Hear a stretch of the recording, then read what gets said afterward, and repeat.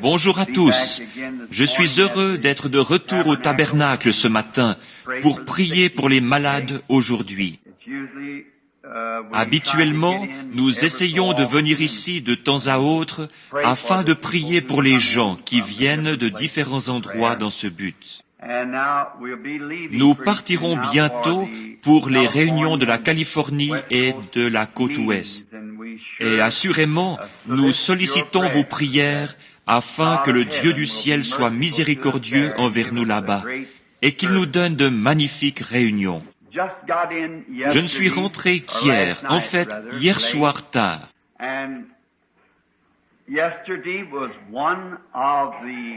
La journée d'hier fut l'une des... les journées d'avant-hier et d'hier furent parmi les plus mémorables de ma vie. Je sais qu'il y a au moins 2 ou 3 personnes dans ce bâtiment qui ont été témoins de la venue du Seigneur hier. Et d'une grande et merveilleuse chose qui s'est produite. Je n'ai pas le temps de vous raconter cela ce matin, mais peut-être que dimanche matin prochain, avant que nous partions, je pourrai le faire pendant le message. Si le Seigneur le veut, je viendrai au moins pour prier pour les malades dimanche matin. Nous voulons partir vers midi, si possible, pour les réunions de San José, à San José en Californie. Et si vous connaissez des gens qui habitent là-bas sur la côte ouest, nous croyons que ce sera peut-être le moment que j'ai tant attendu, l'heure de ce changement dans mon ministère qui doit venir. Et c'est tellement proche que je croyais que cela allait se produire hier. Et je crois que cela ne va pas tarder maintenant, et ce sera bien au-delà de tout ce que nous avons vu ou entendu jusqu'à présent. Maintenant, souvenez-vous, c'est ainsi dit le Seigneur, mes amis. Nous nous attendons donc à cela à tout moment. Et nous devons tenir la réunion sur le champ de foire. Je crois que c'est juste, n'est-ce pas, Jean? Au champ de foire à San José en Californie. Et il y aura des réunions pendant 10 jours, du 20 au 29, à San José. Souvenez-vous donc de nous dans la prière. Il nous reste maintenant, si nous sortons à l'heure, environ 1h30. Nous allons donc commencer notre réunion au cours de laquelle nous prierons pour les malades et apporterons la parole. Et j'ai choisi de parler ce matin d'un court passage de l'Écriture qu'on trouve à 2 endroits dans la Bible. Mais avant, inclinons nos têtes juste un moment pour prier.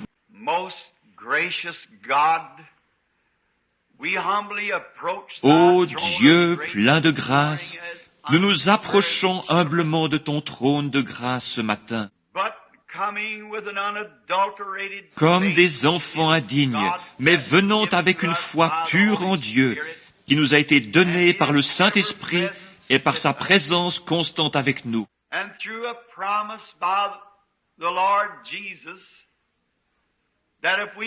Et avec cette promesse du Seigneur Jésus, que si nous venions humblement demander quelque chose en son nom, notre requête serait accordée.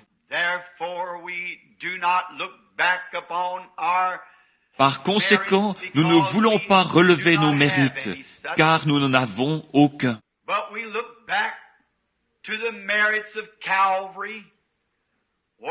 Mais nous voulons relever les mérites du calvaire, où notre grâce nous a été accordée gratuitement par le Fils de Dieu. Et nous pouvons difficilement retenir nos larmes et nos sanglots en pensant combien nous sommes indignes. Et comment, par sa grâce, là au calvaire, il a fait cela pour nous, afin de pouvoir nous rapprocher si près de Dieu qu'un lien de parenté nous unisse à lui. Et maintenant, nous sommes pour lui des fils et des filles. Et nous venons ce matin, Seigneur, sous ce petit toit, pour nous consacrer et pour le service, confessant nos péchés et pour l'adoration divine. Nous espérons que tu seras avec nous et que tu nous donneras une vision spirituelle de ta venue imminente. afin que chaque jour nous préparions nos cœurs pour ce grand événement attendu depuis des milliers d'années. En vérité, toute la nature soupire et crie pour être affranchie. Et nos esprits au-dedans de nous, Seigneur, confessent constamment que nous sommes pèlerins et étrangers, et que ceci n'est pas notre demeure, mais que nous cherchons une cité dont l'architecte et le constructeur est Dieu. Nous attendons ce grand moment. Seigneur, nous ne voulons pas oublier, tandis que nous sommes assemblés ici pour ces réunions, de prier pour tes enfants malades et affligés. Et nous te prions de traiter avec nous aujourd'hui d'une façon toute spéciale, en guérissant toutes les maladies et les maux qui se trouvent parmi nous. Et il se peut, Seigneur, que cette promesse dont je viens de parler, en rapport avec ma rencontre avec toi là, hier, juste après le lever du jour, tu l'as déjà maintes et maintes fois confirmé. Et nous sentons que l'heure est très proche. Et puisse ce jour être le jour, Seigneur, où cela arrivera. Où tu changeras le ministère, Seigneur, en quelque chose de plus bénéfique pour ton peuple. Et maintenant, divin Père, nous ne voulons pas seulement prier pour les gens qui sont ici, mais aussi pour ceux qui, partout dans le monde, sont dans le besoin, à la fois spirituellement et physiquement. Donne-leur, ô Seigneur, les désirs de leur cœur, parce que tes enfants ont des luttes en ces jours-ci. L'oppression de l'ennemi est si forte, mais toi, tu es plus fort. Car il est écrit, celui qui est en vous est plus grand que celui qui est dans le monde. Et par ceci, nous triomphons. Parle-nous à travers ta parole écrite. Et lorsque nous partirons ce matin, puissions-nous dire comme ceux qui revinrent d'Emmaüs, nos cœurs ne brûlaient-ils pas au-dedans de nous lorsqu'ils nous parlaient en chemin? Nous le demandons au nom de Jésus qui a fait la promesse. Amen.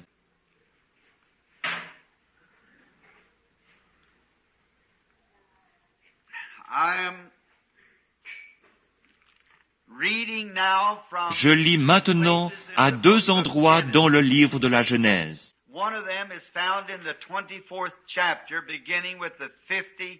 L'un se trouve au chapitre 24, à partir du verset 56. Voici ce que nous y lisons. Il leur répondit, « Ne me retardez pas, puisque l'Éternel a fait réussir mon voyage. Laissez-moi partir et que j'aille vers mon Seigneur. » Alors ils répondirent, « Appelons la jeune fille et consultons-la. » Ils appelèrent donc Rebecca et lui dirent, « Veux-tu aller avec cet homme? » Elle répondit, « J'irai. »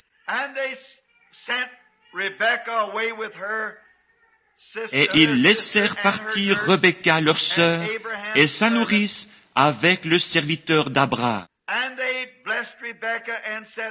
Ils bénirent Rebecca et lui dirent, « Ô notre sœur,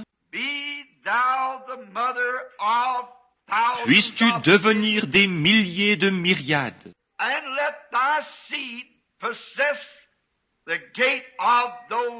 et que ta postérité possède la porte de ses ennemis. » Et dans Genèse 22, verset 15, nous lisons, l'ange de l'Éternel appela une seconde fois Abraham des cieux. By myself have I sworn, et dis, je le jure par moi-même, parole de l'Éternel. for because thou hast done this thing, thou hast not withheld Parce que tu as fait thy cela son, et que thy tu n'as pas only refusé son, ton Fils, ton unique. that in blessing I Je will te bless bénirai thee, and in multiplying I will et je multiply multiplierai thy ta seed postérité as the stars comme of les heaven, étoiles du ciel and as the et sand comme le upon sable the qui est sur le seashore, bord de la mer. and thy seed shall possess the Et gate ta of postérité possédera la porte de ses ennemis. And in thy seed shall all the nations of the earth be blessed. Toutes les nations de la terre seront bénies en ta postérité, parce que tu as obéi à ma voix.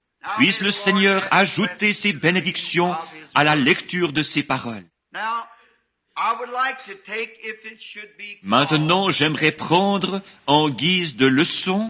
D'abord, mon sujet ce matin, c'est le test avant les portes promises. Et mon texte, c'est possédant les portes de l'ennemi.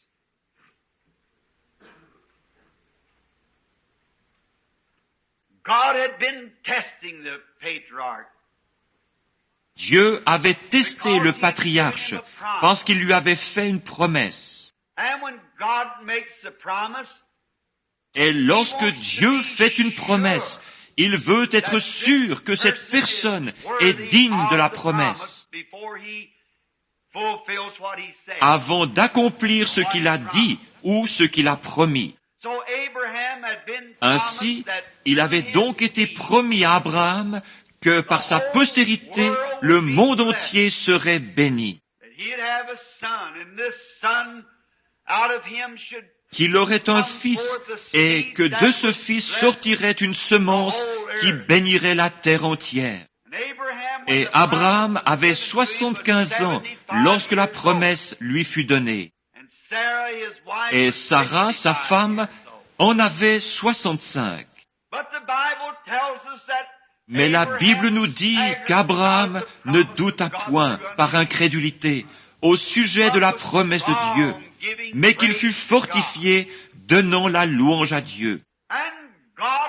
Et Dieu l'avait testé maintes et maintes fois. Mais voici qu'il en était arrivé au test final, avant la bénédiction. Et il en va de même pour toute la semence d'Abraham.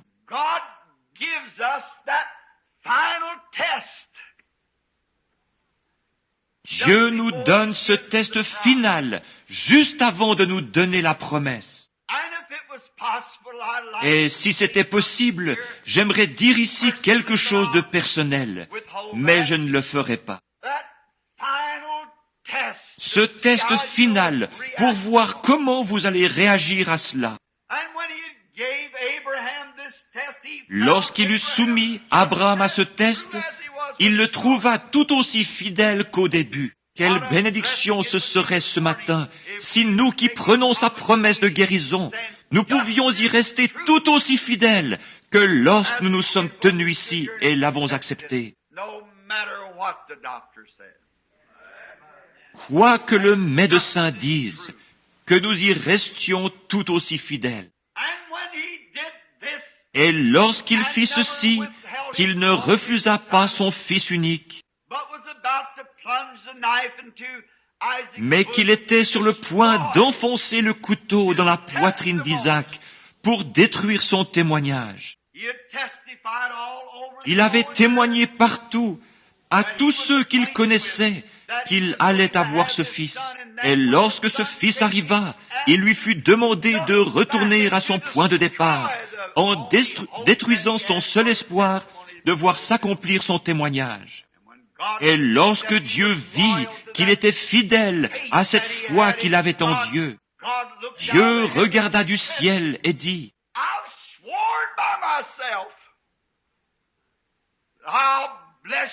Je le jure par moi-même, je te bénirai et te multiplierai, et ta postérité possédera la porte de son ennemi. » Quelle promesse! Et Rebecca, qui devait être la mère de ce fameux fils promis et attendu, lorsqu'elle fut soumise au test final d'un inconnu qu'elle n'avait jamais vu auparavant, mais elle avait vu le Saint-Esprit à l'œuvre.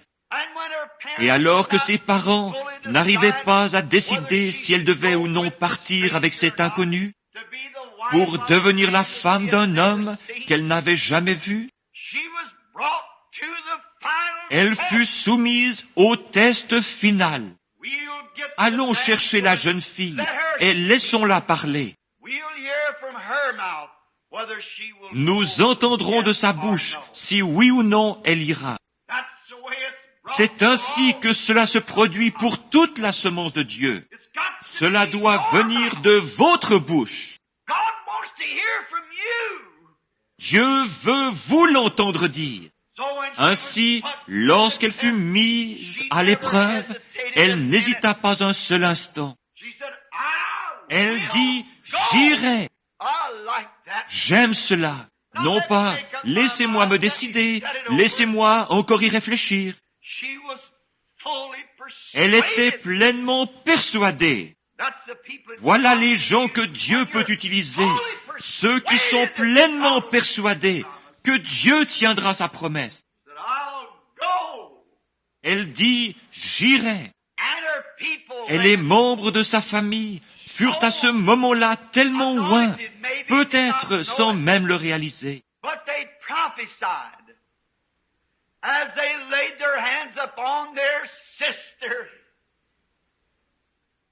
Qu'ils prophétisèrent en imposant les mains à leur sœur, à leur fille, cette ravissante jeune fille juive, tandis qu'ils la faisaient monter sur le chameau pour l'envoyer dans un pays étranger, parmi un peuple étranger.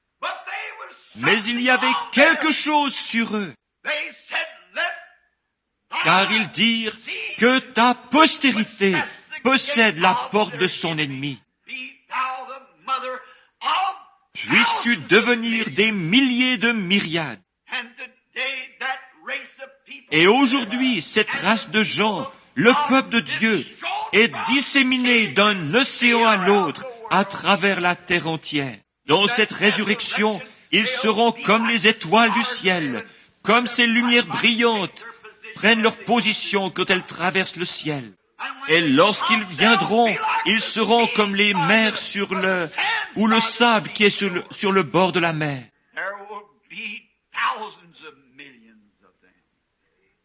Il y en aura des milliers de myriades.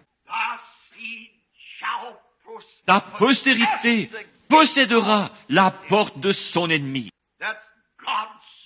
C'est la promesse de Dieu donnée sous serment, la semence d'Abraham. Et par son Saint-Esprit, étant donné que la mère devait être une partie du Fils aussi, en ce qu'il participe à la chair, alors le Saint-Esprit, opérant à travers ces gens, dit, que ta semence possède la porte de l'ennemi. Puis Dieu jura qu'il posséderait la porte de l'ennemi. Alors, dans quelle position cela place-t-il l'Église du Dieu vivant? Nous sommes la semence d'Abraham, car étant morts en Christ, nous revêtons la semence d'Abraham, et nous sommes héritiers avec lui, en vertu de cette même promesse donnée sous serment. Nous sommes la semence d'Abraham, et héritiers de chaque promesse qui lui a été faite. Mais lorsque les tests viennent, c'est là que nous manquons. Mais je ne crois pas que la véritable semence d'Abraham faillira. Elle restera tout aussi brave et fidèle qu'Abraham. Maintenant, nous voyons que Dieu ne peut rien dire ou ne peut faire aucune promesse sans l'accomplir. Il doit le faire pour être Dieu.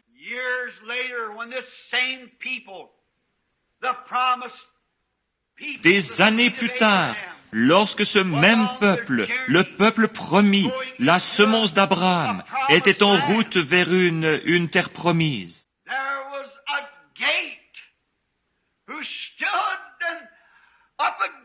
une porte se dressa contre lui, et c'était son propre frère, Moab, qui dit, « Tu ne traverseras pas mon pays. Je veillerai à ce que tu ne traverses pas mon pays. » Il dit, « Si nos vaches broutent de ton herbe ou boivent de ton eau, nous te dédommagerons. » Mais il répliqua, « Tu ne traverseras pas ce pays. » Malgré tout, la promesse de Dieu restait valable. Ils allèrent donc chercher leur prophète Balaam et le firent descendre pour maudire le peuple. Et voici ce qu'il dit. Ils essayèrent de lui montrer le plus mauvais côté de la semence bénie, mais Dieu lui en montra le meilleur. Il dit, « Quiconque maudira Israël sera maudit, et quiconque le bénira sera béni. » Alors les barrières tombèrent, et Israël traversa les plaines. Dieu promit qu'il posséderait la porte de son ennemi.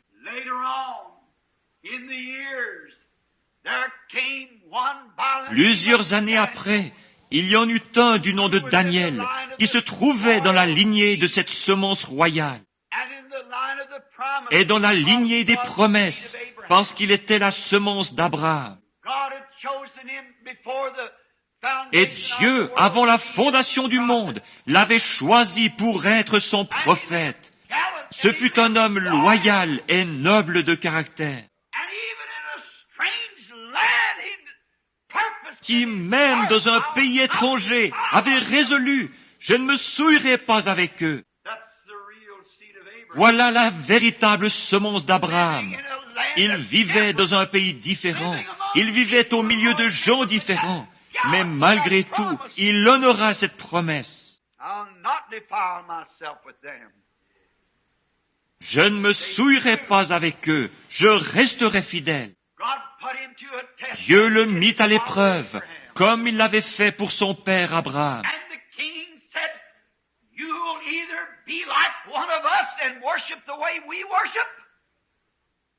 Et le roi dit, « Ou tu es des nôtres et tu adores comme nous, ou je te jette dans une fosse pleine de lions affamés. » Daniel, comme Abraham son père, dit, « Tu peux me jeter dans la fosse aux lions, mais je ne me prosternerai devant aucune de tes statues. Je n'accepterai pas ta religion formaliste. Je resterai fidèle à Jéhovah. » Et c'est alors que vint l'épreuve de force. Le roi tint sa promesse et il prit le prophète, ou plutôt le fit emmener et jeter dans la fosse aux lions. Et lorsque les lions, l'ennemi de Daniel, s'élancèrent vers le prophète, Dieu tint sa promesse. Il posséda la porte de son ennemi. Dieu plaça un ange là, devant ces lions, et s'empara de la porte. Dieu tient sa promesse. Il possédera la porte de son ennemi. Dieu l'a dit. Et puis, il y en avait 3 autres là-bas qui avaient fait le vœu de rester fidèles à la cause et qui étaient vraiment la semence d'Abraham. Et c'était Shadrach, Meshach et Abednego. Et eux aussi furent mis à l'épreuve. On leur dit, si vous ne vous prosternez pas au son de la harpe et au son de la trompette, si vous ne vous inclinez pas devant notre religion et ne laissez pas de côté ces choses pour lesquelles vous prenez position, et vous êtes dans l'erreur de toute façon. Votre religion ne vaut pas mieux que celle des autres. N'entendons-nous pas cela sans cesse? Mais la religion de Jésus-Christ est différente. La puissance de sa résurrection est différente. Nous sommes un peuple différent, un peuple particulier, un sacerdoce royal. Dieu fait la différence. Mais lorsqu'ils leur dirent, « Il vous faudra être des nôtres », Shadrach, Meshach et Abednego n'auraient pas vu d'objection à ce que ceux-là deviennent des leurs. Mais que eux se joignent à ces étrangers, jamais. Ils ajoutèrent, « Si vous ne le faites pas, il y a ici une porte qui mène à une fournaise. Nous pouvons l'ouvrir pour vous jeter dans la fournaise.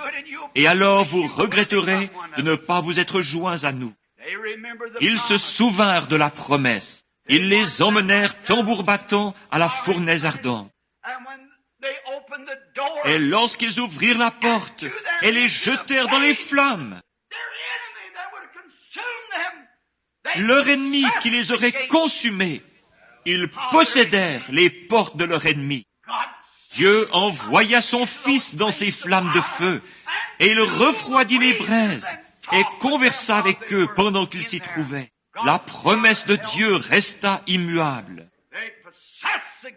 Ils possédèrent la porte de l'ennemi.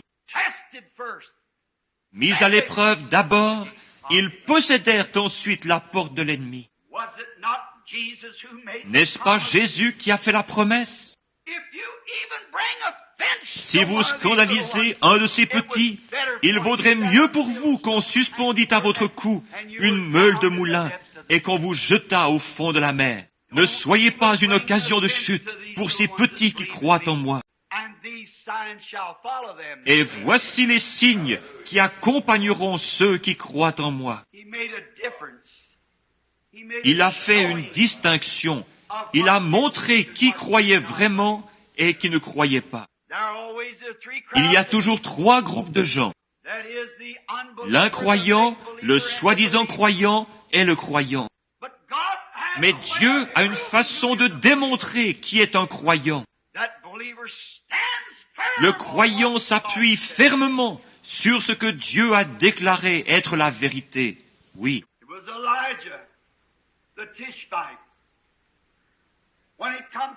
Il y eut Élie le Tishbite, qui, devant une épreuve de force, se crut le seul du pays à toujours vivre pour Dieu. Et le roi allait lui faire subir une épreuve. Il le persécutait. Et cette petite reine, au visage fardé, du nom de Jézabel, le menaça de mort. Quand il en arriva à l'épreuve de force, Élie posséda les portes de son ennemi et ramena toute la nation à Dieu. Dieu tient sa promesse. Il y eut Moïse, qui était lui aussi dans la lignée de cette semence royale, la semence d'Abraham. Après qu'il fut envoyé en Égypte pour délivrer les enfants d'Israël. Et Dieu lui avait donné des signes et des prodiges à accomplir, comme frapper la terre et faire apparaître des grenouilles et des puces, des ténèbres et de la grêle, de la pluie et du feu. Il avait accompli tous ces miracles. Toutefois, lorsqu'il les fit sortir par la main de Jéhovah, le moment vint où il rencontra la porte qui se trouvait entre lui et la terre promise. C'était la mer Rouge, un obstacle sur le chemin. Ils étaient cernés par l'armée de Pharaon, les montagnes, les déserts et la mer Rouge. Mais Moïse alla de l'avant et posséda la porte de son ennemi. Il traversa la mer Rouge à sec, marchant sur un chemin poussiéreux. Tu posséderas la porte de l'ennemi. Dieu l'a dit et c'est réglé. Quelques années plus tard, quand vinrent les épreuves et que l'Église fut tout ébranlée, comme il est si facile pour une congrégation de gens de l'être, lorsque quelque chose ne semble simplement pas se passer comme ça devrait. C'est Dieu qui fait en sorte qu'il en soit ainsi. Dieu amène des tensions dans l'Église, car chaque fils qui vient à Dieu doit être mis à l'épreuve, éprouvé et testé. Il laisse la maladie vous frapper. Il laisse des maux venir sur vous pour vous tester et pour vous éprouver, afin de montrer au monde que vous êtes vraiment la semence d'Abraham. Il le permet par sa propre volonté. Il permet des désastres. Il permet que vos amis se retournent contre vous. Il permet toutes ces choses et lâche le diable après vous pour vous tenter. Et celui-ci fera tout sauf vous enlever la vie. Il pourrait vous jeter sur un lit d'affliction. Il pourrait faire que vos voisins se retournent contre vous, que l'Église se retourne contre vous. Il peut faire à peu près n'importe quoi. Et c'est la volonté de Dieu qu'il le fasse. Il nous est enseigné que cela est plus précieux que l'or pour nous. Qu'en est-il d'Abraham avec Isaac sur la montagne, celui à qui la promesse avait été faite? Et c'est par sa loyauté, sa connaissance et sa foi en Jéhovah. C'est à cause de cela, et rien que pour cela, que Dieu abaissa son regard et dit, « Sa semence possédera les portes. » J'ai juré par moi-même que je ferais ces choses. Il n'y en avait pas de plus grand par lequel il puisse jurer. Ainsi, il a juré par lui-même. Or, s'il laissa Abraham être testé jusqu'à ce point final, il doit vous tester et me tester jusqu'à ce moment final. Ce moment de décision où il n'y a plus rien autour de vous. Que vous devez vous tenir là tout seul. Alléluia, c'est cela. Tenez-vous seul. Avancez-vous là et dites, même s'il me tue, je lui ferai confiance. Voilà la semence d'Abraham. Voilà celui qui fait la promesse. Peu importe ce que les autres disent et ce que les autres font. Moi et ma maison, nous servirons Dieu. Si tous les autres disent, ce qu'ils expérimentent n'a rien de sérieux, ce n'est que de l'exaltation. Moi et ma maison, nous servirons Dieu. Et j'aimerais dire ici, à l'instar de Paul, je sers le Dieu de nos pères, selon la voie qu'ils appellent une secte. Même si des mauvaises langues entrent dans l'Église, même si des gens tordent les choses, et même si toutes sortes de faux prophètes, et toutes sortes de choses entrent dans l'Église parmi les gens, et dans le voisinage, et tout le reste.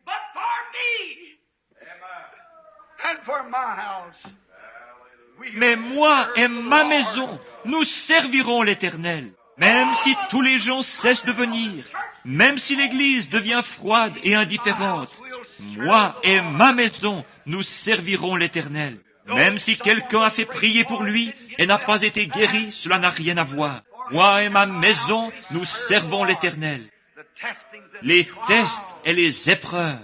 Les hommes ne sont pas infaillibles, mais Dieu l'est. L'homme, si vous regardez à l'homme, il commettra une erreur. Peut-être pas volontairement, mais il le fera.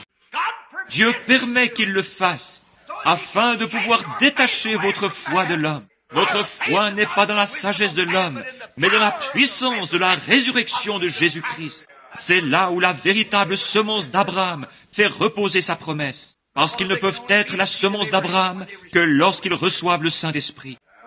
Sans le Saint-Esprit, ils ne sont pas la semence d'Abraham. Et cette même foi qui était en Abraham entre dans le croyant. Peu importe ce qui arrive ou l'opposition, le croyant poursuit sa marche. Les espions revinrent en disant, « Oh, c'est folie d'essayer. Inutile d'aller plus loin, parce que ces gens-là sont de tels géants. Et ils sont très bien gouvernés, et ils ont des lances, et nous avons l'air de sauterelles à côté d'eux. Je ne sais pas, mais je suis porté à croire que Josué était juste un tout petit bonhomme, juste un petit bout d'homme. Je peux le voir sauter sur une espèce de caisse et dire « Homme frère » à 2 millions de gens. nous sommes plus que capables de les vaincre. Voyez-vous? Pourquoi? C'était là une semence d'Abraham. Dieu fit la promesse, c'était leur possession. Dieu fit la promesse. Quelle que fût l'opposition, la vraie semence d'Abraham disait, nous pouvons nous en emparer, parce que Dieu nous l'a donné. Voilà votre position ce matin. Voilà la position de l'Église du Dieu vivant. Peu m'importe ce que les autres disent, ce que le médecin dit ou quoi que ce soit, ce que l'incroyant dit, nous sommes largement de taille à faire face à tout ce qui peut se présenter.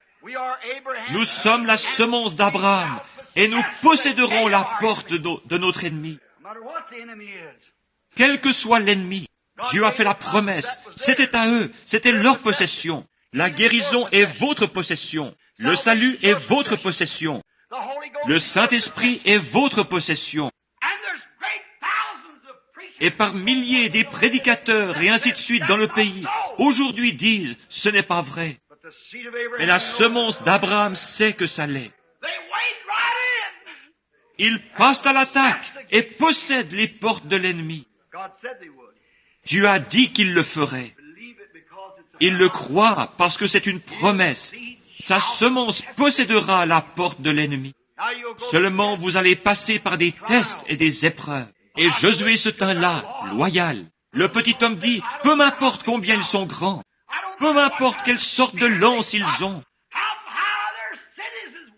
combien hautes sont les murailles de leur ville, et combien cela est grand.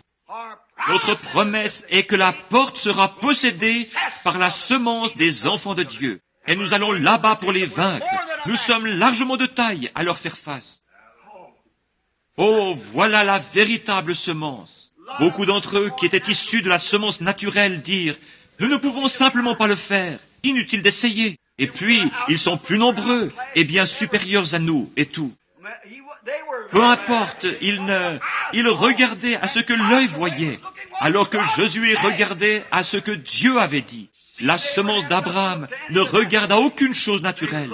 Il regarde à ce que le Seigneur a dit. C'est la promesse. Que se serait-il passé si Abraham avait regardé au naturel? À une femme âgée de 100 ans, de 90 ans plutôt, lui qui en avait 100, et il avait vécu avec elle depuis qu'elle était jeune fille, et lui jeune homme, et il n'avait pas de postérité. Il ne regarda pas à ces choses. Il dit qu'il considérait ces choses comme si elles n'étaient pas, car il regardait seulement à ce que Dieu avait dit. Je te bénirai, Abraham, et je te donnerai une postérité par Sarah. Et il le crut. Nous ne regardons pas à l'opposition, nous regardons à ce que Dieu a dit. Dieu l'a dit, c'est réglé. Ainsi, lorsqu'ils arrivèrent au Jourdain, après que Josué eut été nommé commandant en chef de l'armée, lorsqu'ils arrivèrent là, tout au bord de l'eau, ils purent regarder de l'autre côté et voir Jéricho. Mais entre les deux, tandis que Josué avait son armée toute prête, il y avait une porte. Et cette porte s'appelait le Jourdain. Mais la promesse de Dieu est valable pour toutes les portes. Quelle que soit la porte, la promesse de Dieu est valable. Il possédera les portes de son ennemi.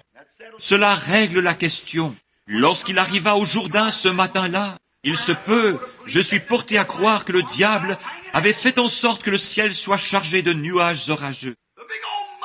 Qu'il y avait beaucoup d'eau boueuse qui descendent et que les champs soient ravagés par l'inondation. Oh, quel temps d'épreuve! Mais Josué dit, préparez-vous, vous allez voir la gloire de Dieu. Et ils se sanctifièrent et se préparèrent. Ils se sont préparés alors que tout semblait aller à l'encontre. Mais il s'agissait là de la semence d'Abraham à laquelle Dieu avait juré, je lui donnerai la porte. Il vint au Jourdain, c'était sa porte, et il la posséda. Un de ces matins, je devrais moi aussi arriver à cette dernière porte. Vous devrez arriver au Jourdain. Mais la semence d'Abraham possédera la porte. Quelle qu'elle soit, vous posséderez la porte de tous les ennemis. Tous ces hommes étaient de grands hommes. Ils moururent dans l'exercice de leurs fonctions.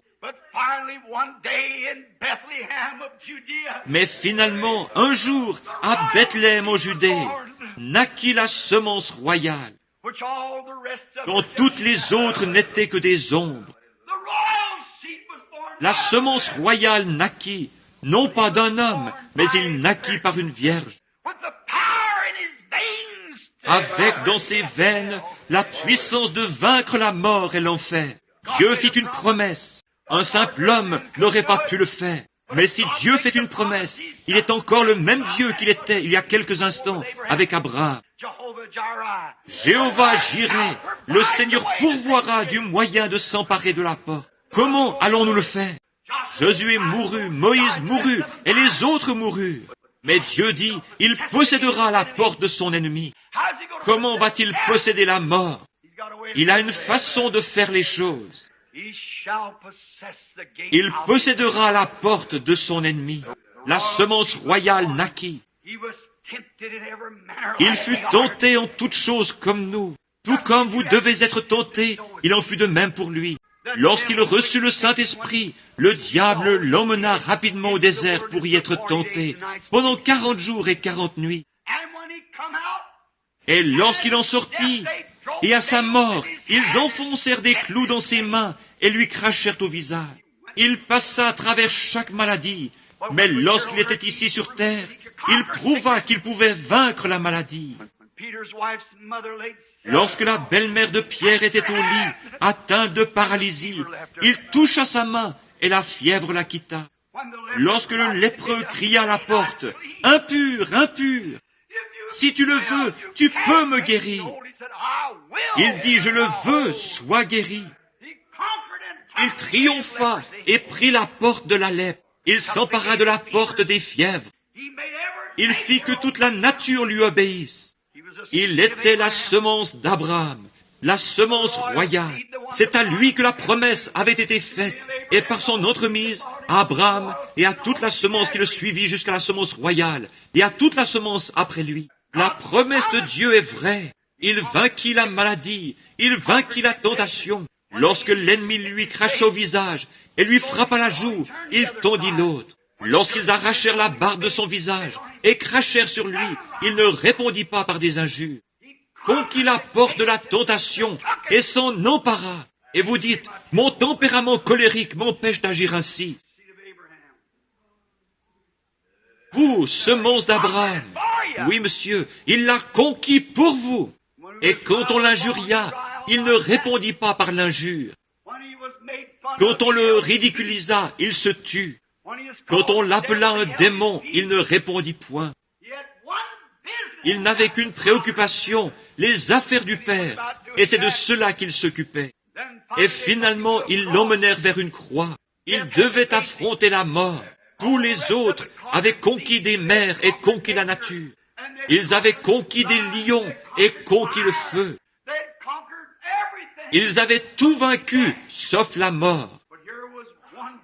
Mais ici se trouvait quelqu'un qui était préoccupé par cela, et là se trouvait le pouvoir triomphant de la mort. Ils prirent donc ses mains, et étendant ses membres, le clouèrent à une croix. Ils le battirent et le meurtrirent, jusqu'à ce que ses os le regardent. Mais à ce moment-là, après qu'ils lui eurent fait tout ce qu'ils pouvaient, la mort le frappa, en disant, « Maintenant je te prendrai comme j'ai pris Josué. Je te prendrai comme j'ai pris Daniel. Et je ferai tout ceci pour te contraindre à mourir. » Et il mourut à tel point que le soleil eut honte de lui-même. Il mourut à tel point que la nature eut honte d'elle-même, et elle refusa d'opérer. Le soleil se coucha au milieu du jour, et les étoiles refusèrent de briller. Il mourut à tel point que les éléments devinrent si noirs que vous ne pouviez pas voir votre main devant vous au milieu de la journée. J'imagine que la nature dit, « Laissez-moi mourir avec lui. » Frère, le diable envoya ensuite sa précieuse âme dans les abîmes de l'enfer. Là, les portes s'ouvrirent, mais il en sortit le 3e jour, et il vainquit cela. Amen. Sa semence possédera la porte de l'ennemi. Il vainquit la mort, il vainquit l'enfer. En ce premier matin de Pâques, il vainquit la tombe. Et nous sommes maintenant plus que vainqueurs par celui qui nous a aimés. Le jour de la Pentecôte, il envoya le Saint-Esprit pour continuer parmi les nations à faire sortir une semence de promesses, pour donner aux nations, à ceux qui étaient bannis, pour leur donner à eux le baptême du Saint-Esprit, afin qu'ils aient part à la promesse. Nous avons maintenant le droit de vaincre toute maladie. Nous n'avons pas à la vaincre, elle est déjà vaincue. Nous n'avons qu'à réclamer la promesse et à nous en emparer. C'est déjà conquis. La mort est vaincue, l'enfer est vaincu, la maladie est vaincue, la tentation est vaincue. Tous les démons sont vaincus, l'enfer est vaincu, la mort est vaincue, la tombe est vaincue. Nous nous tenons dans la porte et nous nous en emparons. Nous n'avons pas à tirer un seul coup de feu. Le prix en a déjà été payé. Son ennemi, il possédera la porte de son ennemi. Combien? Des milliers de myriades. Il possédera la porte de son ennemi, de chaque ennemi. Il ressuscita d'entre les morts. Nous possédons cela parce qu'il nous l'a donné. Et de plus, tout cela est en don gratuit. Tout cela, tout ce qu'il a fait, il a vaincu toutes les portes. Il a vaincu la maladie, s'est emparé de cette porte. Tout ce que nous avons à faire, c'est de nous avancer jusqu'à la porte en disant « Au nom de Jésus-Christ, le vainqueur !» Amen. Quand vient le temps de mourir et que la mort dit « Regardez-moi lui faire renier sa religion !» Au nom de Jésus-Christ de Nazareth, recule Jourdain. La semence d'Abraham s'empare de la porte. Paul dit, lorsqu'ils étaient sur le point de lui trancher la tête, une semence d'Abraham, il dit, « Ô mort, où est ton aiguillon? Ô tombeau, où est ta victoire? Grâce soit rendue à Dieu qui nous donne la victoire par Jésus-Christ. Il possédera la porte de son ennemi, s'en emparera. Maintenant, il ne sera pas battu à la porte.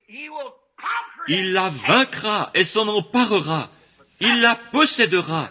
Il en a le pouvoir. » Dans l'église du Dieu vivant ce matin se trouve la puissance de guérir toute maladie. Dans l'église du Dieu vivant se trouve la puissance de vaincre toutes les nations. Entre les mains de l'église du Dieu vivant ce matin se trouve la puissance de changer le péché, de le rejeter et de recevoir le baptême du Saint-Esprit dans l'église de Jésus-Christ. Tout ce que vous désirez, demandez-le en mon nom et cela vous sera accordé. Encore un peu de temps, et le monde, ce qui n'est pas la semence, mais celle qui est non régénérée, ne me verra plus. Mais vous, vous me verrez, car je serai avec vous, et même en vous, jusqu'à la fin du monde. Quoi? La semence royale. Les œuvres que je fais, vous les ferez aussi. Je confirmerai moi-même que je suis avec vous, car ces signes accompagneront ceux qui croient. Il possédera la semence de son ennemi. Il possédera. Sa semence possédera la porte de son ennemi. Quelle que soit la porte, que ce soit la maladie, les tentations ou le péché, quelle que soit la porte, elle est vaincue. Et la semence d'Abraham la possède. N'êtes-vous pas heureux ce matin de savoir que nous sommes maintenant plus que vainqueurs? Plus que vainqueurs? Oh, il n'y a pas de quoi combattre. Le combat est terminé. Le coup de sifflet a retenti, le drapeau a été hissé, et au milieu de chaque amoncellement de péché, au milieu de chaque chambre de malade, il y a la vieille croix rugueuse, plantée par le sang de Jésus-Christ, un vainqueur. La seule chose que nous faisons, c'est de croire, de regarder et vivre. Je serai avec vous, je le prouverai. Les gens viennent dans les derniers jours et disent, « Oh, eh bien, cette chose était. » Mais je serai avec vous, et les choses mêmes que j'ai faites ici sur terre, je serai en vous faisant les mêmes choses. Alors ils sauront, ils me verront. Mon peuple me verra, la semence d'Abraham me verra. Ils me connaîtront, ils me reconnaîtront. Les autres m'appelleront Belzébul, tout comme ils l'ont fait. Mais vous me connaîtrez, car je serai avec vous. Vous me verrez, vous verrez de vos yeux. Vous me verrez, car je serai avec vous jusqu'à la fin du monde. Les choses mêmes que je fais, celui qui croit en moi, les œuvres que je fais, il les fera aussi. la même sorte d'œuvre. Et aujourd'hui, l'Église du Dieu vivant a le privilège d'être là et de voir Jésus-Christ, le Fils du Dieu vivant, ressuscité et vainqueur, ici présent, vivant dans son Église, en train de faire à nouveau les mêmes choses qu'il a faites. Alors nous possédons la porte de chaque ennemi. Si vous avez un ennemi ce matin, eh bien, mon frère, il n'y a pas... Si vous êtes une semence d'Abraham, après avoir entendu ceci, il n'y a pas assez de démons en enfer pour maintenir cette porte devant. Elle s'ouvrira, peu m'importe ce que c'est. Avancez-vous là en tant que semence promise et dites, je réclame ceci pour moi. Ceci m'appartient parce que Dieu a juré qu'il ressusciterait Jésus et qu'à travers Jésus je vaincrai cela. Et je viens au nom de ce vainqueur, Jésus-Christ. Recule, car je passe. Amen. Il possédera la porte de l'ennemi. Alors tenez-vous là, les épaules bien droites et votre bouclier astiqué, couvert du sang du Seigneur Jésus. L'ennemi reconnaîtra cela. Si vous avez besoin de quelque chose, parlez-lui maintenant, alors que nous prions.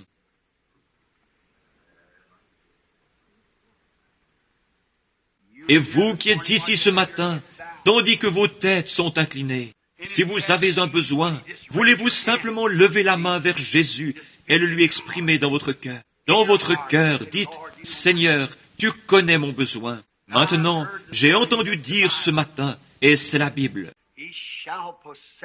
il possédera la porte de l'ennemi. Je viens pour posséder la porte. Peut-être que j'ai un tempérament colérique. Peut-être que j'ai besoin du Saint-Esprit, que le péché m'a complètement lié. J'ai un besoin, mais je viens à la porte maintenant. Je vais m'en emparer ce matin, m'emparer de ma porte. Ainsi, écarte-toi, car je passe. Seigneur béni, tu as vu toutes ces mains, et tu sais que ceci est ta parole, Seigneur. Je n'ai fait que la citer, montrant comment tout au long des Écritures, les personnages de la Bible vainquirent des royaumes, exercèrent la justice, éteignirent le feu, l'ardeur du feu, échappèrent aux tranchants de l'épée, fermèrent la gueule des lions. Et oh, comment leurs femmes âgées recouvrèrent leur mort par la résurrection. Et plusieurs choses encore, parce que tu l'as promis, c'est ta promesse. Sa semence, ta semence, Abraham, possédera la porte de l'ennemi, et tu tiens ta promesse. Maintenant, donne-leur, Seigneur, le désir de leur cœur. Puissent-ils partir d'ici changés? Puissent-ils repartir en sachant qu'ils sont vainqueurs, parce que la semence royale a vaincu pour eux. Lorsque le roi vint, né d'une vierge, il vainquit tous les ennemis, même la mort. Ainsi la mort même ne peut pas effrayer la semence d'Abraham. Nous avons la promesse que nous hériterons la terre et que nous reviendrons d'une façon plus glorieuse, dans un corps glorifié, quand le dernier ennemi aura été mis sous les pieds du dernier enfant de Dieu qui restera et qui entrera dans le royaume. Si de ceux qui ont levé, les mains levées, certains sont des pécheurs, Seigneur, sauve-les. Ceux qui sont en train de rétrograder, fais-leur savoir qu'ils n'ont pas besoin de demeurer rétrogrades. Ils peuvent posséder cette porte de rétrogradation. Cette personne qui a soit un tempérament colérique, une langue qui tient des propos vulgaires et grossiers, ou bien un cœur qui convoite, ou est avide d'argent, ou de choses impures. Fais-lui savoir qu'elle peut posséder cette porte. Peut-être s'agit-il de maladie, Seigneur, d'affliction. Ils peuvent posséder cette porte, car il fut blessé pour nos transgressions, brisé pour notre iniquité. Le châtiment qui nous donne la paix est tombé sur lui, et par ses meurtrissures, nous avons été guéris. Nous sommes vainqueurs ce matin. Accorde-le, Seigneur. Et en plus de toute cette grande œuvre qu'il a accomplie, il est avec nous. C'est ce qu'il avait promis. Encore un peu de temps, et le monde ne me verra plus, Mais vous, vous me verrez, car je serai avec vous et même en vous jusqu'à la fin de l'âge. Je te prie, Père, de te faire connaître à chacun ce matin, car nous le demandons au nom de Jésus. Amen.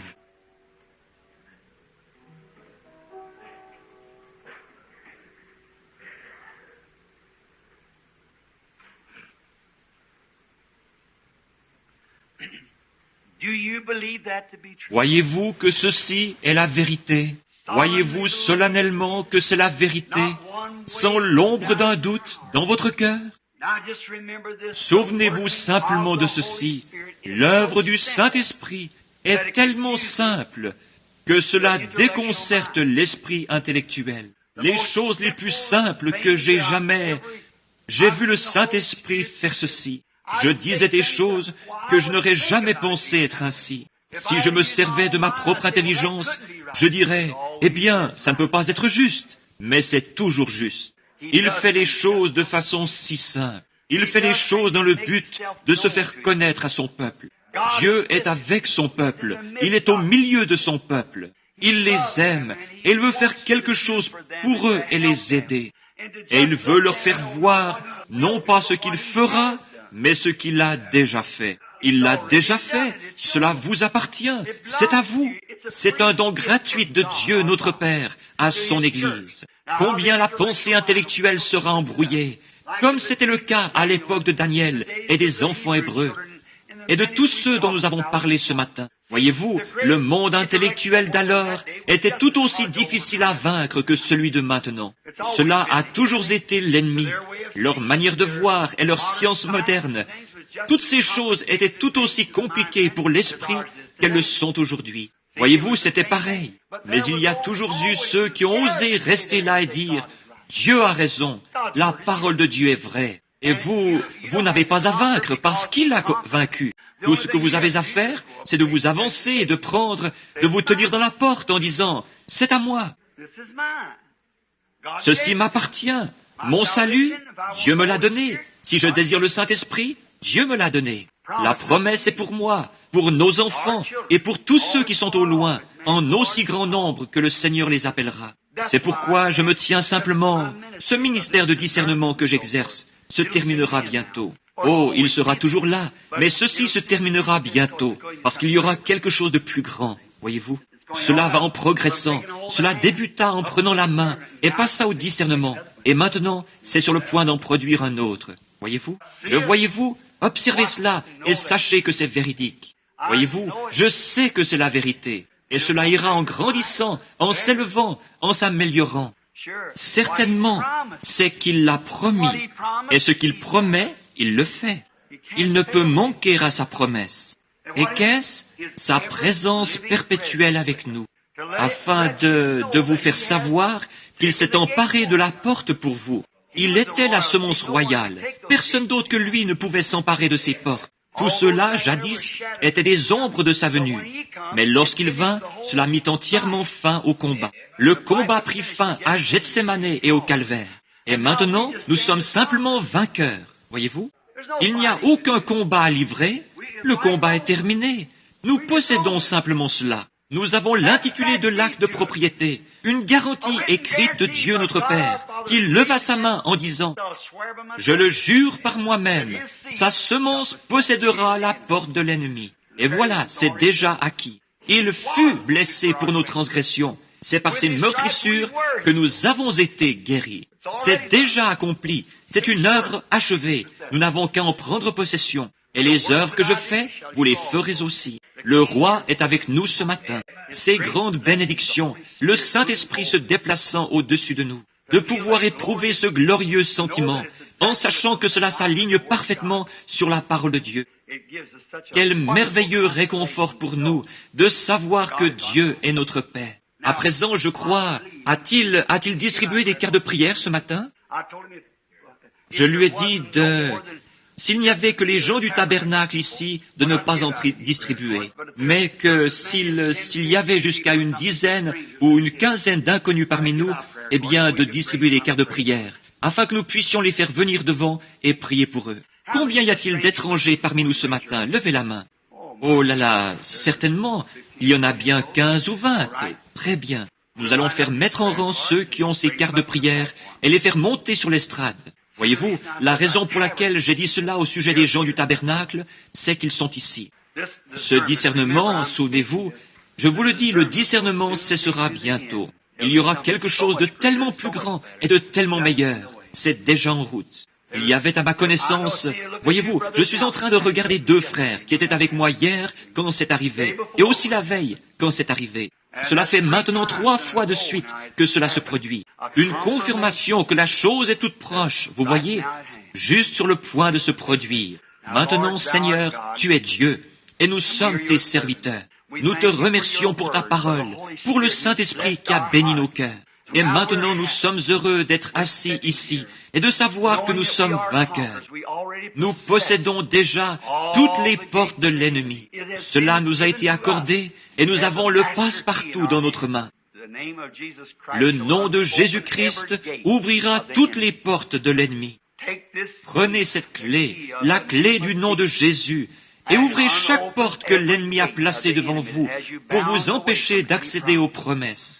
Et, ô Dieu, ce matin, nous venons au nom de Jésus avec cette clé afin d'ouvrir les portes pour les malades et les affligés. Car il est écrit dans sa parole, « En mon nom, ils chasseront les démons. Ils parleront de nouvelles langues. Et s'ils saisissent des serpents ou boivent quelques breuvages mortels, cela ne leur fera point de mal. Ils imposeront les mains aux malades et ils seront guéris. » Nous savons que ces choses sont vraies.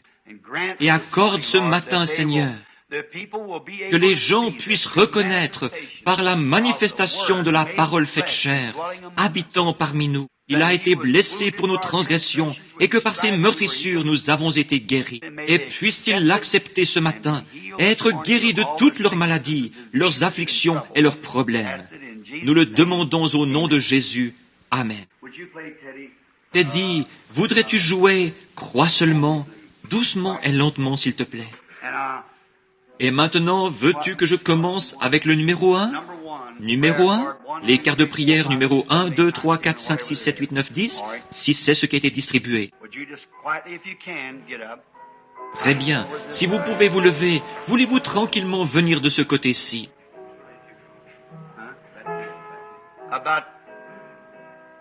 Quoi? Voyons voir. Numéro 1, numéro 2. Qui a la carte de prière numéro 1? Numéro 2. Très bien, monsieur. Numéro 3. Numéro 4. Numéro 5. Numéro 6. Numéro 7. Numéro 8. Numéro 9. Numéro 10. Tandis qu'ils s'avancent et prennent place debout, j'aimerais poser cette question à certains d'entre vous. Combien y a-t-il quelqu'un du tabernacle ici qui soit malade? Des gens du tabernacle, levez la main. Il y en a environ 5, 4, 5, 6, 7, 8 ou 9 mains. Y a-t-il quelqu'un ici dans le tabernacle, quelqu'un qui ne soit pas du tabernacle, qui soit étranger parmi nous, et qui est peut-être arrivé après le service et n'a pas obtenu de carte de prière? Voulez-vous lever la main? Quelqu'un qui ait besoin de Dieu, qui ne soit pas de ce tabernacle. Quelqu'un ici qui ne soit pas membre du tabernacle, mais qui soit malade et n'ait pas de carte de prière, et qui désire qu'on se souvienne de lui dans la prière. Voulez-vous lever la main, chacun? Très bien, c'est bon, très bien. Maintenant, je vais vous demander d'être aussi respectueux que possible pour quelques instants, que nous puissions tout de suite commencer. Maintenant, voyons, combien de places te reste-t-il, Billy? Eh bien, est-ce que tu as le numéro 10? J'ai appelé de 1 à 10. Que les numéros 11, 12, 13, 14, 15 se lèvent à présent.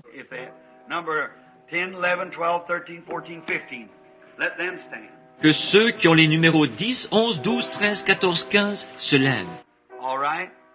Très bien. 1, 2, 3, 4, 5, 6, 7, 8, 9, 10, 11, 12.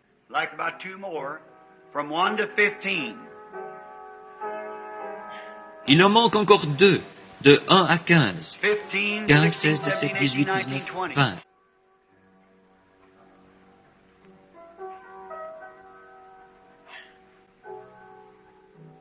Oh, une minute. Je lui ai dit de donner les cartes de prière seulement aux gens qui n'étaient pas du tabernacle. C'est juste, voyez-vous, car cela serait, voyez-vous, le discernement. Les gens disent, ces gens viennent au tabernacle. Voyez-vous, laissez-moi vous dire, combien ne sont jamais venus ici auparavant? Faites voir vos mains, ceux qui n'ont jamais été dans mes réunions auparavant. Bien, maintenant, juste un moment, frère Tegui. Maintenant, permettez-moi de dire ceci. Vous avez tous entendu parler du déroulement des réunions, n'est-ce pas?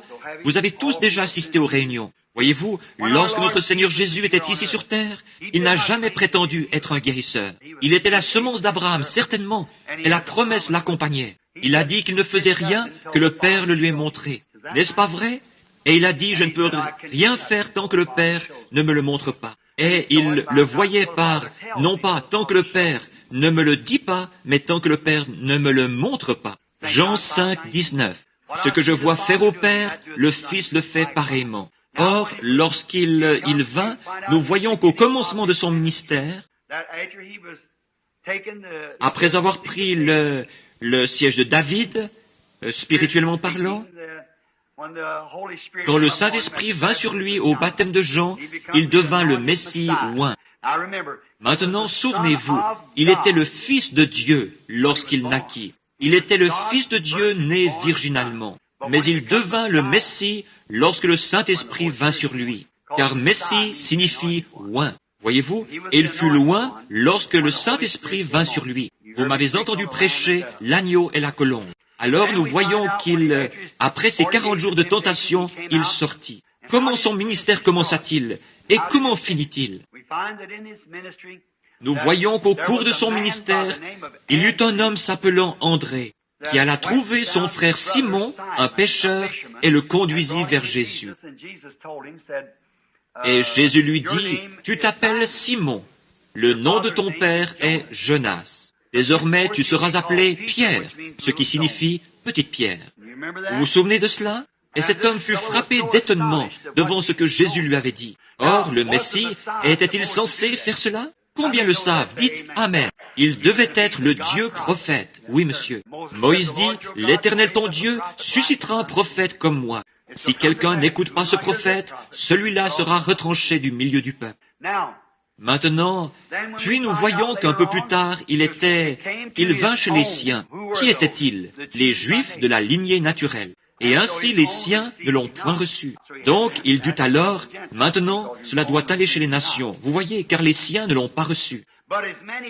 Mais à tous ceux qui l'ont reçu, il a donné le pouvoir de devenir enfants de Dieu. Il s'est donc tourné vers les nations, et cela depuis 2000 ans. Mais remarquez bien les choses qu'il a faites. Puis Philippe, après avoir vu cela se produire, alla trouver Nathanaël, et lui dit qui il avait trouvé et ce qu'il avait fait. Et cela l'étonna beaucoup. Il pouvait difficilement le croire. Mais quand il entra dans la présence du Seigneur Jésus, quand il le trouva et entra dans sa présence, Jésus dit, « Voici un Israélite dans lequel il n'y a point de fraude. » Maintenant, si vous vous étiez tenu là, pensez-vous que vous auriez été assez spirituel pour comprendre de qui il s'agissait là? Pensez-vous que vous l'auriez fait? Maintenant, observez. Voyez, cet homme, un simple étranger, il aurait pu être un pêcheur. Il était charpentier. Voilà ce qu'il était. Ce charpentier se tenait là, un homme d'âge moyen, et voici que s'avance cet homme. Il le regarde comme l'un de ces hommes ici et dit, « Voici un Israélite dans lequel il n'y a point de fraude. » Comment donc savait-il que c'était un Israélite? Ce n'est pas à la façon dont il s'habillait, parce qu'ils s'habillaient tous de la même façon, dans lequel il n'y a point de fraude. Comment savait-il que c'était un homme loyal? Aussi cela étonna cet homme.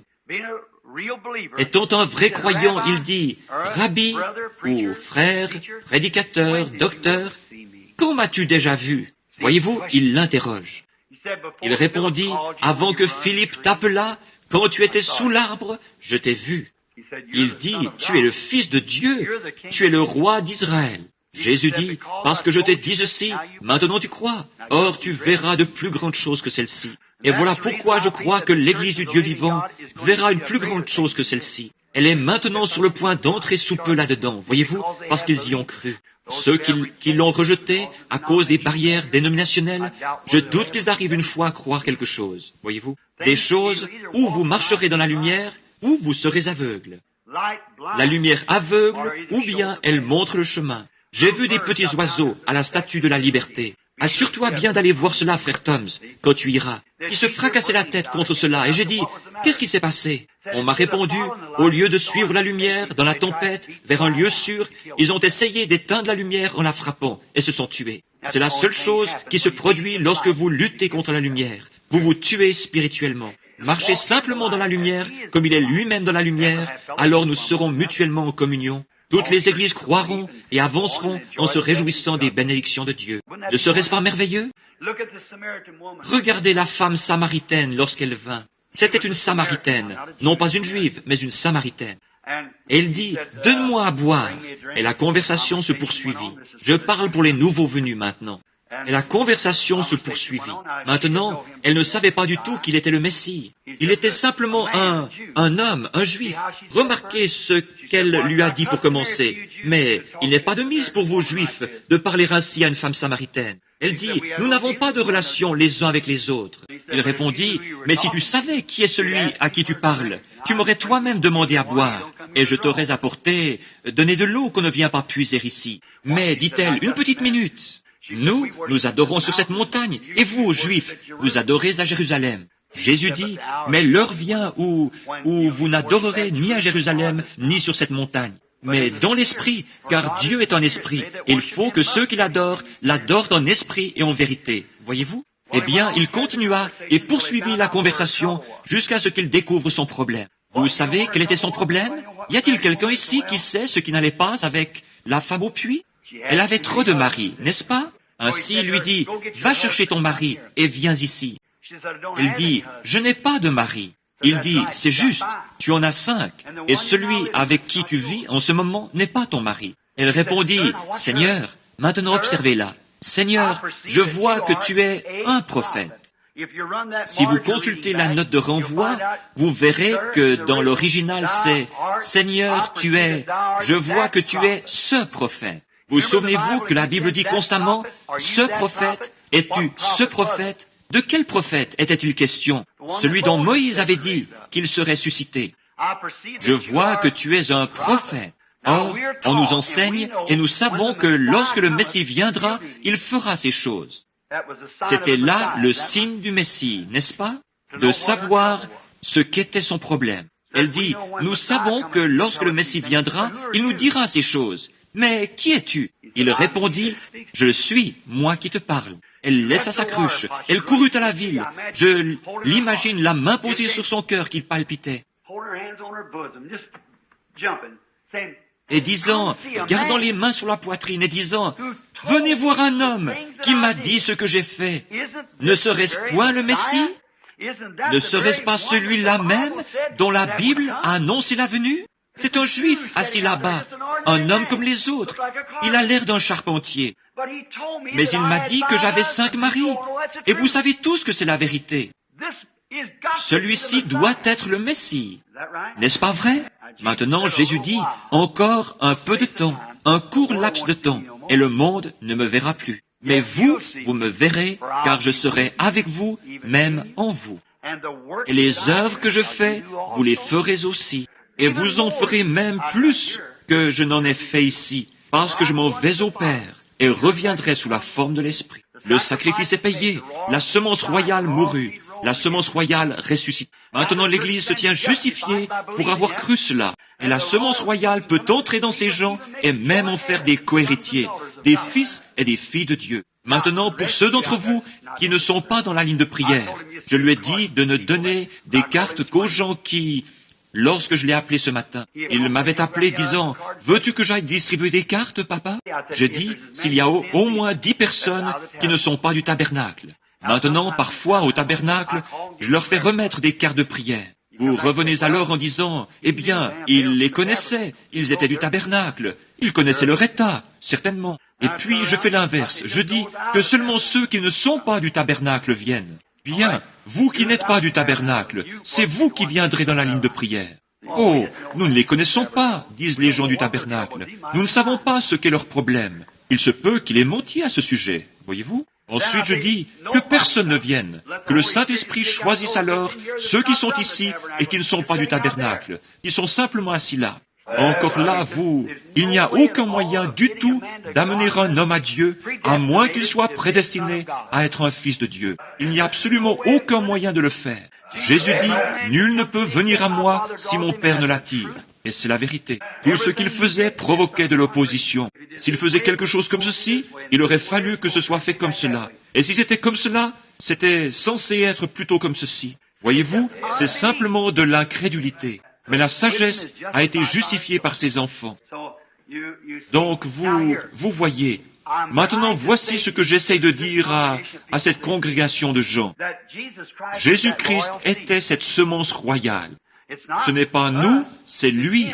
Nous n'en sommes que les héritiers. Mais toutes choses nous appartiennent. Et si vous aviez été là, le jour où Simon s'est avancé, et vous, personne, c'est la toute première chose qu'il a faite. Or, ce sera la première chose pour ces gens, s'il le fait. Ils n'ont encore jamais vu cela. Mais lorsque Simon s'est avancé, ce vieux pécheur, pas assez instruit pour signer son nom sur un bout de papier, la Bible dit qu'il était ignorant et illettré. Et est une conjonction. À la fois ignorant et illettré. Puis, lorsqu'il s'avança, Jésus dit, « Tu t'appelles Simon. Que croyez-vous qu'il a pensé? Qu'auriez-vous pensé si vous aviez été là? Et le nom de ton père est Jonas.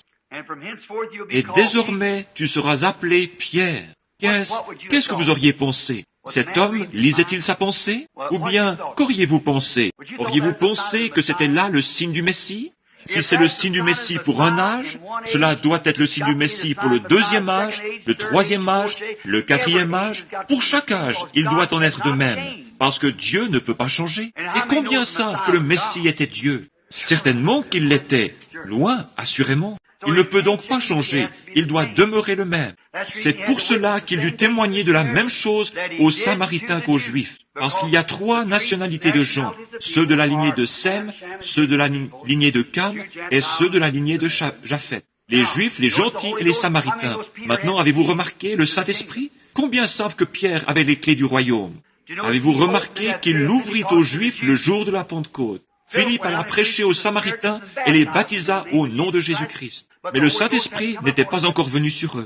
Ils durent envoyer chercher Pierre, qui leur imposa les mains et le reçurent le Saint-Esprit.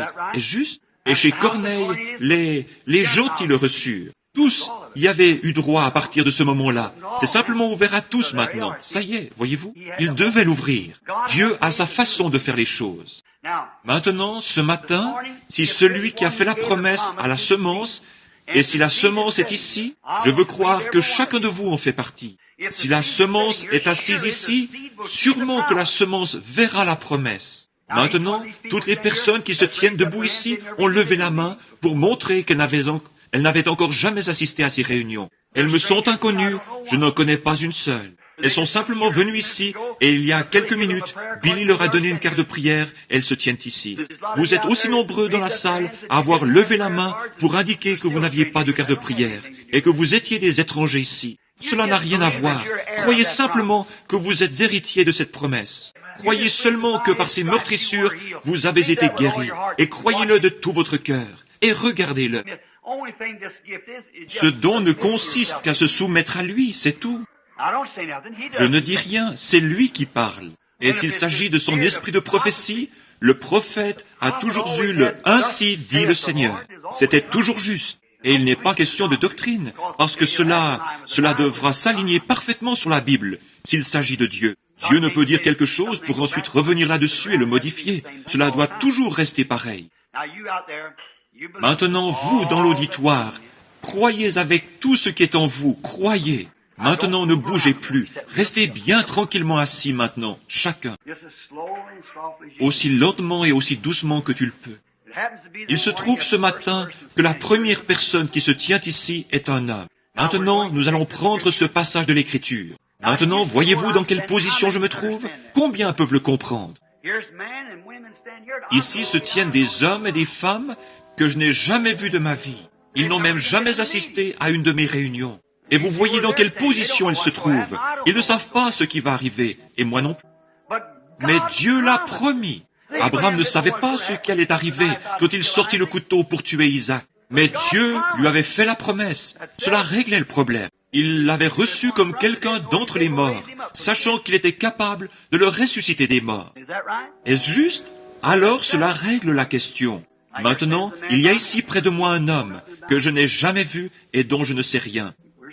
Nous sommes étrangers l'un à l'autre. Nous ne nous connaissons pas. Dieu nous connaît tous les deux. Maintenant, par un don divin, si je peux simplement par un don, or ces dons sont innés, prédestinés par Dieu avant la fondation du monde. Combien savent cela? Je n'ai rien eu à faire pour avoir ce don. Dieu en a décidé ainsi. Ce n'est pas moi qui l'ai choisi, c'est lui qui l'a choisi. Voyez-vous? Comme les prophètes de l'Ancien Testament et les autres, ils étaient prédestinés à le faire, à faire ceci. Maintenant, si cet homme est malade, je ne pourrai pas le guérir. Si cet homme a besoin de quelque chose, que je puisse l'aider ou pas, dépendra de la nature de son besoin. Peut-être que s'il s'agissait de quelque chose comme d'un petit quelque chose pour lequel je pourrais lui venir en aide, bien sûr, je le ferai volontiers. Peut-être qu'il a un tempérament colérique. Peut-être qu'il n'est même pas un chrétien. Peut-être qu'il est un chrétien. Peut-être est-il un imposteur, je ne sais pas. Et si c'était juste une attaque sournoise, quelqu'un qui s'est glissé ici, puis s'est avancé en simulant quelque chose. Regardez alors ce qui va se passer, voyez-vous? Regardez ce qui va arriver. Voyez-vous, je ne sais pas. Mais vous voyez, alors que vous vous tenez ici, vous pouvez être rassurés, sachant que Dieu a fait une promesse et que Dieu tient sa promesse. Et puis, si Dieu tient maintenant sa promesse pour les gens qui sont debout ici, alors combien dans l'auditoire vont le croire de tout leur cœur? Vous allez le croire de tout votre cœur. Alors croyez simplement. Maintenant, voyons, prenons un passage de l'Écriture. Simon-Pierre vint vers le Seigneur Jésus. Quand il arriva devant le Seigneur Jésus lui dit qui il était.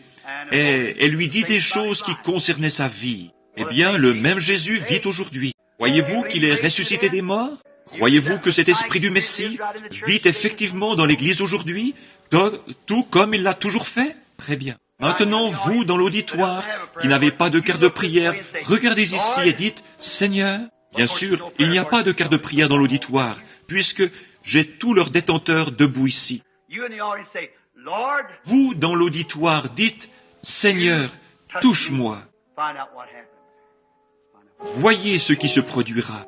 Maintenant, monsieur, s'il existait un seul moyen pour moi de vous aider, je le ferais. Voyez-vous, nous sommes simplement des inconnus, et je vous rencontre pour la première fois. Mais je suis responsable, en tant que ministre, de dire la vérité et d'être un témoin de Jésus-Christ. Et maintenant, je ne veux pas que vous me disiez quoi que ce soit. Je veux simplement que vous me répondiez en disant si oui ou non, c'est vrai. Et ensuite, laissez-le agir. Et s'il accomplit la même chose ici sur l'estrade, à travers ce corps-ci, qu'il a accompli à travers le corps de Jésus, soit Dieu en Christ, Jésus a dit, « Je ne fais rien avant que le Père qui est en moi me le montre. » Il me dit quoi faire. Ce n'était donc pas Jésus qui parlait à la femme, c'était le Père en lui qui parlait à la femme. Ce n'était pas Jésus qui connaissait qui était Simon-Pierre, c'était le Père qui demeurait en lui qui connaissait Simon-Pierre. C'est cela, vous voyez, c'est cela. Je peux tout de suite vous dire que vous êtes un chrétien. Oui, monsieur, parce que vous avez un esprit accueillant qui vibre chaleureusement. Il est un croyant, il est chrétien. Et vous souffrez de nervosité, ce qui vous cause des ennuis gastriques. Et c'est exact. Voyez-vous, eh bien, c'était... Comment pouvais-je savoir cela? De quelle façon aurais-je bien pu savoir cela? Nous ne nous sommes jamais vus auparavant. C'est vrai, n'est-ce pas? Peut-être qu'il vous dira autre chose vous concernant. Je vais vous dire, voici quelque chose. Je vois une femme près de vous. Elle est avec vous. C'est votre femme. Elle aussi a besoin d'aide. Oui, monsieur. Vous croyez que Dieu peut me dire ce qui ne va pas chez votre femme? Très bien, monsieur. Elle souffre du cœur, de complications. C'est juste, n'est-ce pas? Elle est également nerveuse. Oui, monsieur. Or, vous n'êtes pas de cette ville. Vous retournez par ce chemin-là lorsque vous rentrez chez vous à Cincinnati. C'est juste. Vous êtes de Cincinnati, Ohio. Votre nom est Milliken. Allez, rentrez chez vous, soyez guéris. Le Seigneur vous bénira et vous serez guéris, vous et votre femme. Que Dieu vous bénisse. Venez, monsieur. Croyez-vous? Ayez seulement la foi. Ne doutez pas. Maintenant, soyez très respectueux. Tout le monde, soyez très respectueux et restez tranquille. Voyez-vous, le Saint-Esprit est tellement timide. Combien savent cela? Le Saint-Esprit est vraiment très timide. Voyez-vous, la moindre interruption le dérange.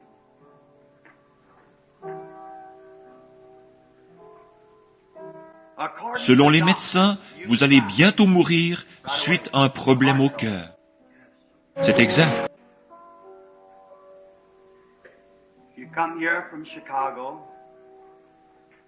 Vous êtes venu de Chicago, Monsieur Mosley. Votre prénom est Théodore. Vous croyez Dieu? Alors rentrez chez vous et vivez. Au nom de Jésus-Christ et soyez guéris. Que Dieu vous bénisse.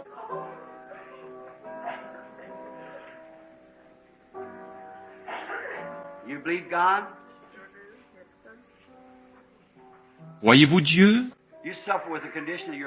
Vous souffrez des jambes. Vous aussi, vous n'êtes pas d'ici. Vous êtes d'Owensboro, au Kentucky. Votre nom est Madame Lamb. Rentrez chez vous et soyez guéris. La dame qui est assise là est aussi d'Owensboro. Vous avez un abcès ici au sein et on devait vous opérer demain. Allez, croyez et vivez. Croyez-vous, monsieur? Nous sommes étrangers l'un à l'autre. Votre nom est Monsieur Gilroy. C'est exact. Vous venez d'Anderson, dans l'Indiana, là où l'Église de Dieu a son grand mouvement. C'est juste. Vous vous tenez ici pour votre fille qui est partiellement atteinte. Elle est partiellement paralysée. Vous croyez? Alors rentrez chez vous et retrouvez-la comme vous le croyez. Très bien. Que Dieu vous bénisse. Ayez foi, croyez-le.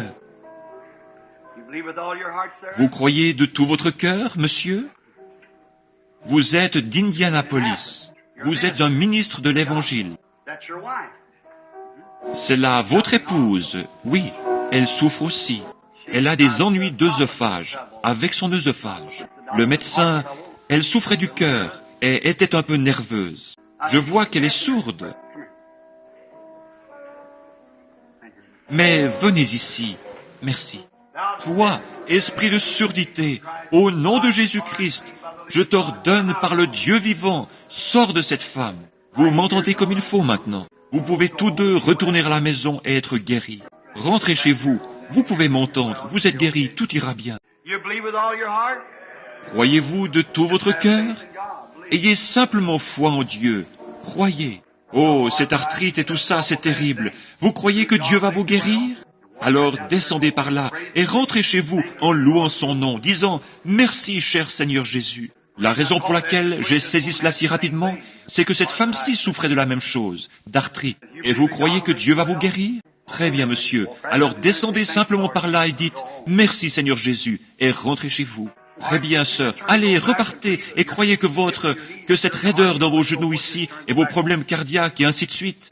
Retournez chez vous en disant « Merci Seigneur Jésus » et soyez guéris. Croyez-le avec tout ce qui est en vous. Croyez-vous?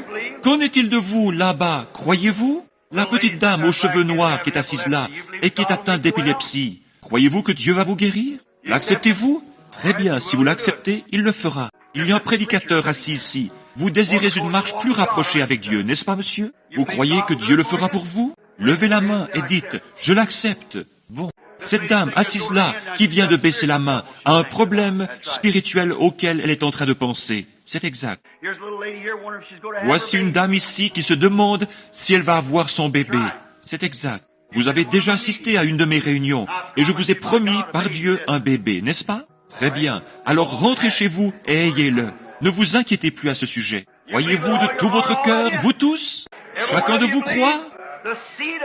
La semence d'Abraham possédera la porte de l'ennemi. Êtes-vous la semence d'Abraham par Jésus-Christ? Levez vos mains si vous l'êtes. Alors posez vos mains sur votre voisin, l'un sur l'autre. Posez vos mains les uns sur les autres. Possédez la porte maintenant. Elle est à vous, elle vous appartient. La prière de la foi sauvera les malades. Dieu les relèvera. Très bien, priez à votre manière. Priez de la façon dont vous le faites dans votre église. Priez pour les gens qui sont avec vous. Posez tout simplement vos mains les uns sur les autres et priez. Seigneur Jésus, nous venons dans ce glorieux et tout-puissant nom de la semence royale, de la semence d'Abraham, qui lui fut promis sur cette montagne où tu avais pourvu d'un agneau. Et tu plaças cet agneau dans cet endroit désert. C'est quelque chose de mystérieux, exactement comme tu l'as fait avec ces écureuils hier. Je te prie, ô Seigneur Dieu, d'envoyer de la puissance, de la foi, et de laisser chaque semence. Je sais qu'ils le feront, parce que tu as dit la semence d'Abraham. Et s'il y en a ici qui ont prétendu être la semence, et qui ne sont pas la semence, pardonne-leur d'avoir eu cette intention, ou d'avoir prétendu cela. Et puisse le Saint-Esprit, en ce moment même, embraser leur âme d'une foi vivante.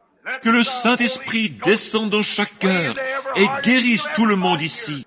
Ils ont leurs mains les uns sur les autres. La semence royale a dit, ces signes accompagneront ceux qui auront cru. S'ils imposent les mains aux malades, ils seront guéris.